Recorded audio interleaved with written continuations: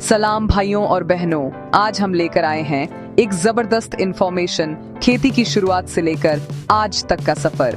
आज हम आपको एक ऐसी कहानी सुनाने जा रहे हैं जो हम सब से जुड़ी है।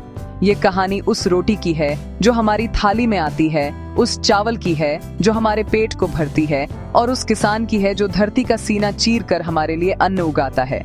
ये कहानी है खेती की, यानी एग्रीकल्चर की। ये सफर कोई 100 या 200 साल पुराना नहीं, बल्कि पूरे 12,000 साल लंबा है।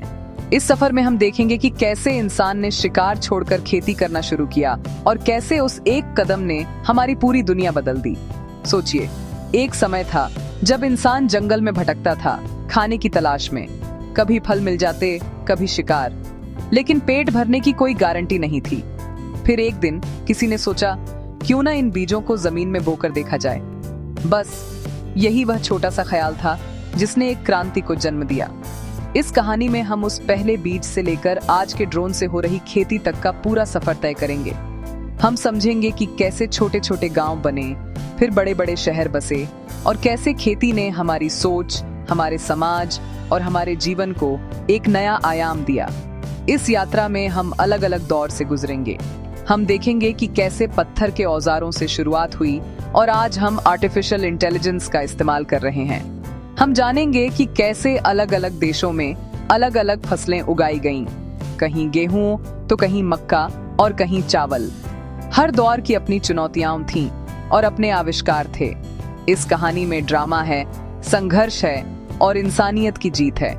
तो चलिए हमारे साथ इस अद्भुत सफर पर और देखते हैं कि कैसे खेती ने हमें वह बनाया जो हम आज हैं। लॉक किया जाए तो कुर्सी की पेटी बांध लीजिए, क्योंकि हम टाइम मशीन में बैठकर जा रहे हैं उस समय में जब धरती पर खेती का पहला बीज बोया गया था। यह कहानी सिर्फ खेती की नहीं, बल्कि हम सब की है। यह कहानी है विकास की, जरूरत की और उम्मीद की। हर पड़ाव पर आपको कुछ नया सीखने को मिलेगा, कुछ ऐसा जो आपको हैरान कर देगा। तो आइए शुरू करते हैं खेती के इतिहास का ये 12,000 साल लंबा लेकिन दिलचस्प सफर। ये सफर हमें बताएगा कि कल क्या था, आज क्या है और आने वाला कल कैसा होगा।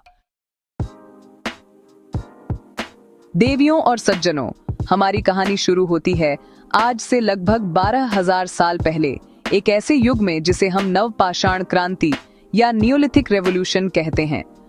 उस समय हमारे पूर्वज शिकारी थे। वो खाने की तलाश में एक जगह से दूसरी जगह घूमते रहते थे।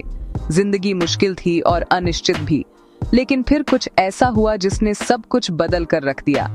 इंसान ने देखा कि जो फल और अनाज वो खाते हैं, उनके बीज अगर जमीन पर गिर जाए तो कुछ समय बाद वहीं से नए पौधे उगाते हैं।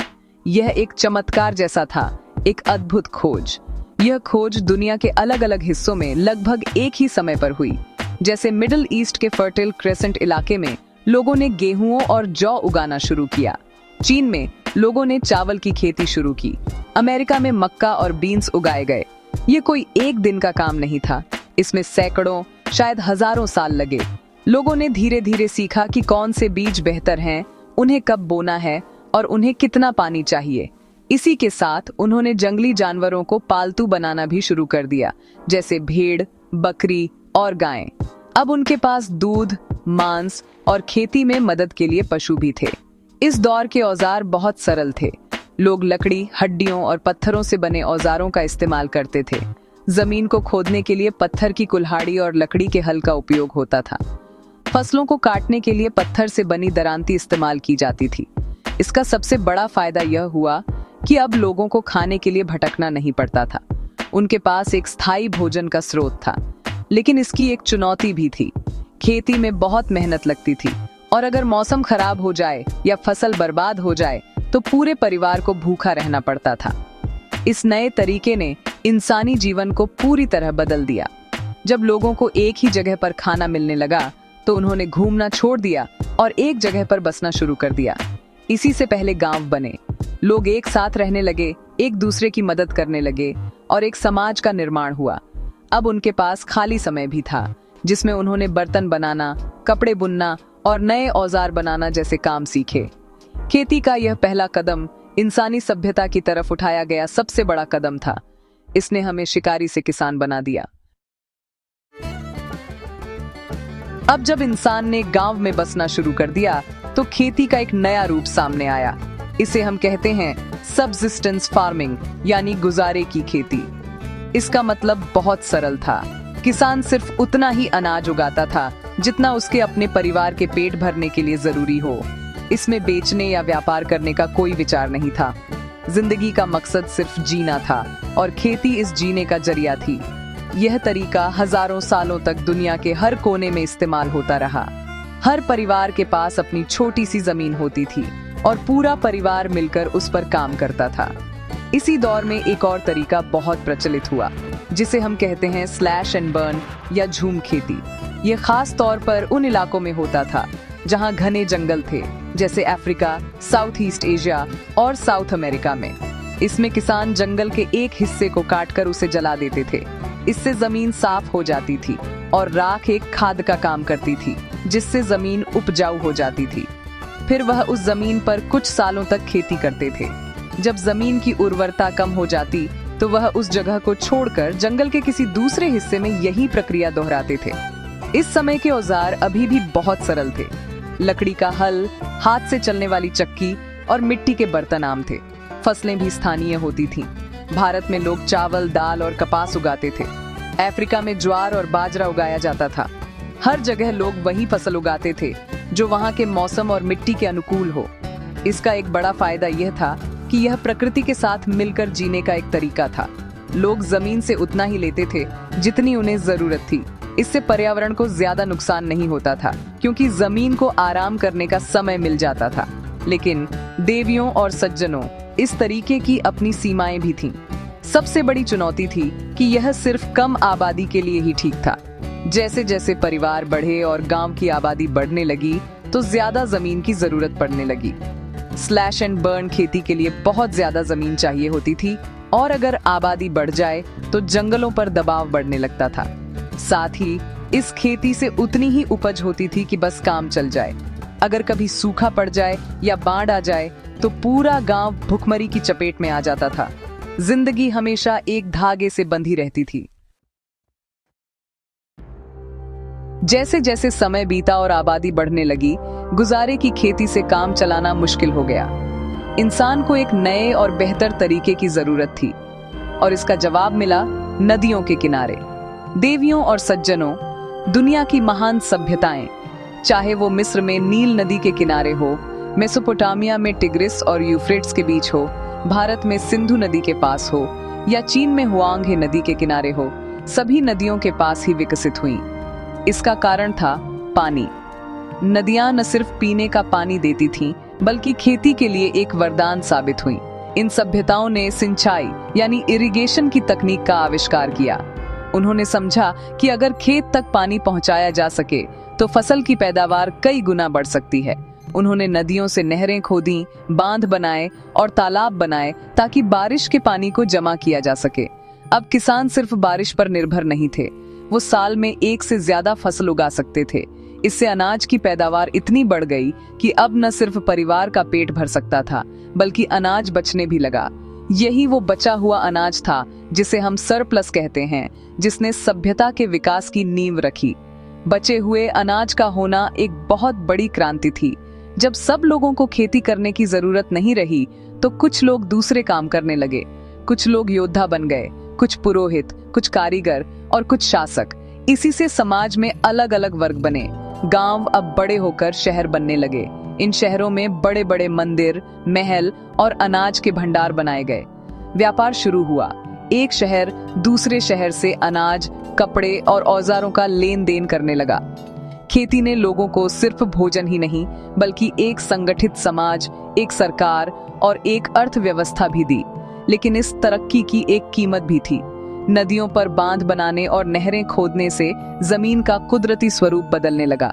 कभी कभी गलत सिंचाई से जमीन में नमक की मात्रा बढ़ जाती थी, जिससे वो बंजर हो जाती थी। और जैसे जैसे शहर बड़े हुए, उनकी सुरक्षा और शासन के लिए नियम और कानून बनाए गए। अमीर और गरीब के बीच का फर्क भी बढ़ने लगा। जिन लोगों के पास जमीन और पानी पर नियंत्रण था, वो ज्यादा शक्तिशाली हो गए।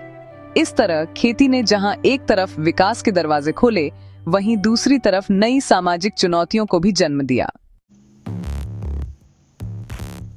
सभ्यताएं बढ़ती गईं, शहर और बड़े होते गए और आबादी भी तेजी से बढ़ने लगी। अब जरूरत थी खेती को और भी कुशल बनाने की, ताकि बढ़ती हुई आबादी का पेट भरा जा सके। इस दौर को हम कहते हैं खेती का गहनीकरण, यानी इंटेंसिव फार्मिंग। इसका मतलब था कि उतनी ही जमीन से पहले से कहीं ज्यादा फसल उगाना। इसके लिए इंसान ने अपने दिमाग का इस्तेमाल किया और खेती के नए नए तरीके ईजाद किए। किसान अब जमीन के हर हिस्से का बेहतर इस्तेमाल करना सीख रहे थे, ताकि कोई भी जगह बेकार न जाए। एक बड़ा बदलाव औजारों में आया। अब लोग लोहे का इस्तेमाल करना सीख चुके थे।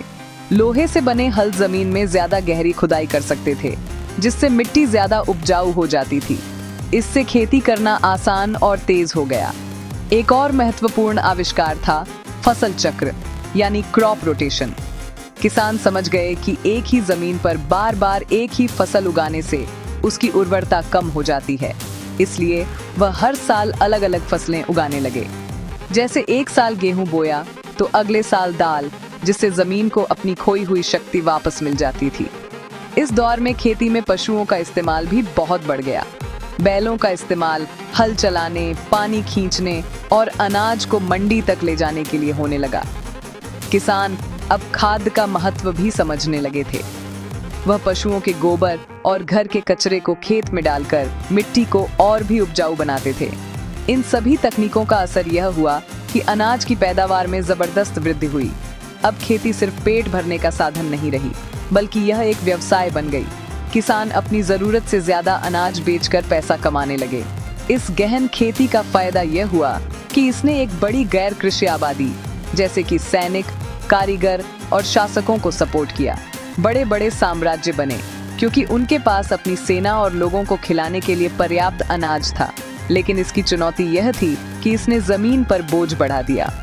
जमीन से लगातार ज्यादा से ज्यादा लेने की कोशिश की जाने लगी। इससे मिट्टी का कटाव, यानी सॉइल इरोजन, और जंगलों की कटाई जैसी समस्याएं शुरू हो गईं। समाज में भी असमानता बढ़ी। बड़े जमींदार और शक्तिशाली हो गए, जबकि छोटे किसान और मजदूर उन पर निर्भर हो गए। देवियों और सज्जनों, अब हमारी कहानी पहुंचती है 18वीं और 19वीं सदी में। यह वो दौर था जब यूरोप में औद्योगिक क्रांति, यानी इंडस्ट्रियल रेवोल्यूशन, ने दस्तक दी। इस क्रांति ने सिर्फ शहरों और फैक्ट्रियों को ही नहीं बदला, बल्कि इसने खेती का चेहरा भी हमेशा के लिए बदल दिया। अब इंसान और पशुओं की शक्ति की जगह मशीन लेने लगे थे। खेती में एक नए युग का आरंभ हुआ, जिसे हम कृषि क्रांति या एग्रीकल्चरल रेवोल्यूशन कहते हैं। इसने खेती को पहले से कहीं ज्यादा उत्पादक और व्यावसायिक बना दिया। इस क्रांति का केंद्र बिंदु थे नए आविष्कार। जेम्स वॉट के स्टीम इंजन ने एक क्रांति ला दी। अब स्टीम से चलने वाले ट्रैक्टर खेत जोत सकते थे और थ्रेशिंग मशीन तेजी से अनाज को दाने से अलग कर सकती थी। जेथरो टुल ने सीड ड्रिल का आविष्कार किया, एक ऐसी मशीन जो बीजों को एक लाइन में और सही गहराई पर बो सकती थी। इससे बीज बर्बाद नहीं होते थे और फसल भी बेहतर होती थी। इन मशीनों ने खेती को बहुत आसान बना दिया। जो काम पहले 10 लोग मिलकर करते थे, अब वह एक मशीन और एक आदमी कर सकता था। इस दौर में खेती सिर्फ स्थानीय जरूरत पूरी करने के लिए नहीं हो रही थी, अब यह एक ग्लोबल व्यवसाय बन चुकी थी। रेलवे और स्टीमशिप के आविष्कार ने दूरियां कम कर दी थीं। अब अमेरिका में उगा हुआ गेहूं यूरोप में बेचा जा सकता था और भारत की कपास इंग्लैंड की फैक्ट्रियों में जा सकती थी। खेती में अब कैश क्रॉप्स, यानी नकदी फसलों का चलन बढ़ा। किसान अब वो फसलें उगाने लगे जिन्हें दूर के बाजारों में बेचकर ज्यादा मुनाफा कमाया जा सके, जैसे कपास, नील, गन्ना और तंबाकू। इसका सबसे बड़ा फायदा यह हुआ कि भोजन का उत्पादन इतना बढ़ गया कि शहरों में बढ़ती हुई आबादी का पेट आसानी से भरा जा सकता था। लोगों को सस्ता और आसान भोजन मिलने लगा। इसने औद्योगिक विकास को और भी तेजी दी, लेकिन इसका एक अंधेरा पक्ष भी था। छोटे किसान इन महंगी मशीनों को खरीद नहीं पाते थे, इसलिए उन्हें अपनी जमीन बेचकर शहरों में मजदूरी करने जाना पड़ा। खेती कुछ बड़े जमींदारों या कंपनियों के हाथ में सिमटने लगी। साथ ही नकदी फसलों पर ज्यादा ध्यान देने से कई जगहों पर खाद्यान्न, यानी फूड क्रॉप्स, की कमी हो गई। 20वीं सदी के मध्य तक दुनिया की आबादी बम की तरह फट रही थी। खासकर भारत जैसे विकासशील देशों में आबादी तेजी से बढ़ रही थी, लेकिन अनाज का उत्पादन उस रफ्तार से नहीं बढ़ रहा था। भूखमरी और अकाल का साया मंडरा रहा था। ऐसे में दुनिया को एक चमत्कार की जरूरत थी, और वो चमत्कार हुआ जिसे हम हरित क्रांति यानी ग्रीन रेवोल्यूशन के नाम से जानते हैं। ये एक ऐसी क्रांति थी जिसने विज्ञान की मदद से खेती की तस्वीर बदल दी और करोड़ों लोगों को भूखमरी से बचाया। इस क्रांति के नायक थे वैज्ञानिक जैसे डॉक्टर नॉर्मन बोरलॉग, जिन्हें इसका पिता कहा जाता है। उन्होंने गेहूं और चावल की ऐसी नई किस्में यानी हाई यील्ड वैरायटीज तैयार की जो चमत्कारी थीं। ये बीज न सिर्फ ज्यादा पैदावार देते थे, बल्कि इनके पौधे छोटे होते थे, जिससे वो तेज हवा में गिरते नहीं थे। साथ ही ये बीमारियों से लड़ने में भी सक्षम थे। लेकिन इन बीजों को अपना चमत्कार दिखाने के लिए 3 चीजों की जरूरत थी: पर्याप्त पानी, रासायनिक खाद और कीटनाशक। जब ये सब मिला तो पैदावार में 2 से 3 गुना तक का उछाल आ गया। हरित क्रांति का सबसे ज्यादा असर मेक्सिको, भारत और पाकिस्तान जैसे देशों में दिखा। भारत में खासकर पंजाब, हरियाणा और उत्तर प्रदेश के किसानों ने इन नई तकनीकों को अपनाया। देश जो कल तक अनाज के लिए दूसरे देशों पर निर्भर था, अब न सिर्फ आत्मनिर्भर हो गया, बल्कि अनाज का निर्यात भी करने लगा। इसका सबसे बड़ा फायदा ये हुआ कि इसने देश को खाद्य सुरक्षा प्रदान की। भूखमरी का खतरा टल गया और किसानों की आमदनी भी बढ़ी। ये आधुनिक विज्ञान की एक बहुत बड़ी जीत थी। लेकिन देवियों और सज्जनों, हर सिक्के के 2 पहलू होते हैं। हरित क्रांति ने हमें भोजन तो दिया, लेकिन इसकी एक कीमत भी वसूल की।